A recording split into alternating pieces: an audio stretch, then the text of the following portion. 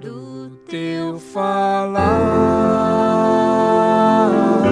ó Salvador, jamais vou duvidar, é encorajador. Alimento Diário, série Os Ministros da Nova Aliança. Título do volume 3, A Minha Graça Te Basta. Autor, Esdras Mar. Semana 2, Deus me habilitou. Quinta-feira. Ler com oração 1 Coríntios capítulo 4, versículo 2, que diz: O que se requer dos dispenseiros é que cada um deles seja encontrado fiel. O ministro da nova aliança precisa ser fiel. Deus nos habilitou para sermos ministros da nova aliança e deseja introduzir-nos no descanso. Recebemos um chamamento celestial. Hebreus 3, versículos 1 e 2 diz: Por isso, santos irmãos que participais da vocação celestial, considerai atentamente o apóstolo e sumo sacerdote da nossa confissão, Jesus, o qual é fiel àquele que o constituiu, como também o era Moisés em toda a casa de Deus. Nós que temos uma vocação do alto, precisamos considerar atentamente nosso Senhor Jesus. Ele é o nosso apóstolo e sumo sacerdote da nossa confissão, e é o primeiro ministro da nova aliança. Jesus em tudo foi fiel ao Pai, que o constituiu. O Pai é a origem de todas as ações e palavras do Filho. Jesus fazia tudo segundo o Pai o conduzia. Assim como ele foi fiel, sejamos fiéis dispenseiros, ministros de Deus. Não somos ministros de homens, e sim de Deus, de acordo com a nova aliança. O que Deus nos comissionar, executaremos pela suficiência do Espírito, cumprindo nossa missão. Moisés, na antiga aliança, obteve testemunho de ser fiel em toda a casa de Deus. A expressão casa de Deus é um termo neotestamentário e se refere à igreja. Contudo, o autor de Hebreus considerou todo o povo de Israel como a casa de Deus, e Moisés recebeu uma comissão sobre o povo de Deus. Nosso Senhor recebeu tanto maior glória e honra do que Moisés. Hebreus 3, 3 e 4 diz: Jesus, todavia, tem sido considerado digno de tanto maior glória do que Moisés, quanto maior honra do que a casa tem aquele que a estabeleceu. Pois toda casa é estabelecida por alguém, mas aquele que estabeleceu todas as coisas é Deus. A casa não tem maior honra do que quem a constituiu, e quem estabeleceu nossa casa foi aquele que estabeleceu todas as coisas, Deus. No serviço do tabernáculo podemos ver a fidelidade de Moisés como um servo.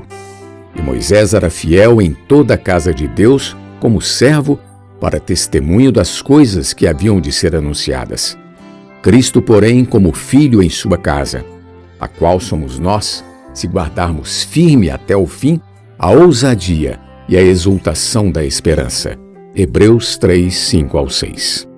As palavras servo e ministro têm o mesmo radical em grego, diaconia, que significa serviço e ministério. Ele foi estabelecido sobre a casa de Deus para conduzir o povo de Deus desde o deserto até a terra de Canaã. E no Novo Testamento, Jesus está sobre a igreja para nos conduzir desde a nossa salvação até o reino. Para alcançar essa meta, devemos atentar para as advertências contidas no Antigo Testamento e novamente citadas no Novo. Assim, pois, como diz o Espírito Santo, hoje, se ouvirdes a sua voz, não endureçais o vosso coração como foi na provocação, no dia da tentação no deserto, onde os vossos pais me tentaram, pondo-me à prova, e viram as minhas obras por 40 anos. Por isso me indignei contra essa geração e disse: estes sempre erram no coração.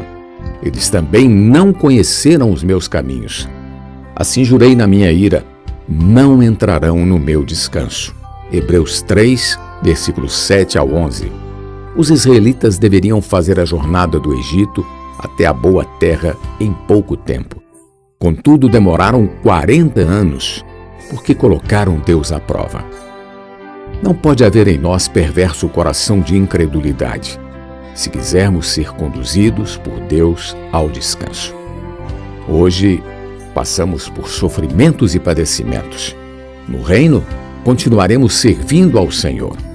Contudo, será a era do descanso. Servir será um descanso para nós. Como ministros da nova aliança, precisamos aprender a servir no descanso do Senhor, especialmente aqueles que cooperam na obra servindo as igrejas. Se ao servir, você fica cansado emocionalmente, abatido fisicamente ou esgotado espiritualmente, algo não está certo. Também os líderes das igrejas que servem por amor a Deus devem todos servir no descanso do Senhor. Esse é o verdadeiro serviço a Deus.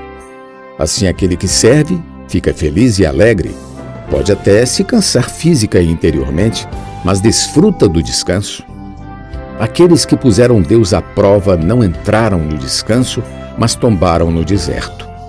Por isso, repete a advertência: tende cuidado, irmãos, jamais aconteça haver em qualquer de vós perverso coração de incredulidade que vos afaste do Deus vivo. Pelo contrário, exortai-vos mutuamente cada dia durante o tempo que se chama hoje, a fim de que nenhum de vós seja endurecido pelo engano do pecado. Hebreus 3, 12 e 13. O que nos afasta do Deus vivo talvez não seja esse ou aquele pecado, e sim a incredulidade.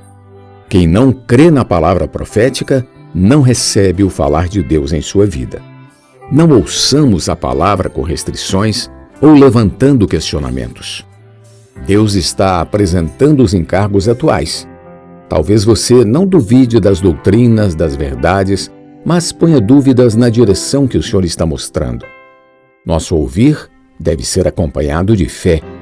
O expolívulo e a colportagem dinâmica, com o Posso Orar por Você, são instrumentos que Deus nos tem dado para pregar o Evangelho, salvar as pessoas e tem produzido resultados maravilhosos. Talvez você não questione tanto, mas está um passo atrás. Não participa por não crer. Você não crê que Deus pode mudar sua vida, seu casamento, não crê que Deus pode salvar seus filhos e não crê que Deus pode revolucionar sua igreja. No homem, há um coração perverso de incredulidade. A cura para isso é o arrependimento. Arrependa-se e volte seu coração ao Senhor. Seja renovado hoje mesmo. Pergunta de hoje: o que impediu o povo de Israel de entrar no descanso? Do teu falar, ó Salvador, jamais vou duvidar, é encorajador, fiel me faz andar, faz tua glória eu ver, o mal vem derrotar. Fiel me faz andar, faz tua glória eu ver, o mal vem derrotar.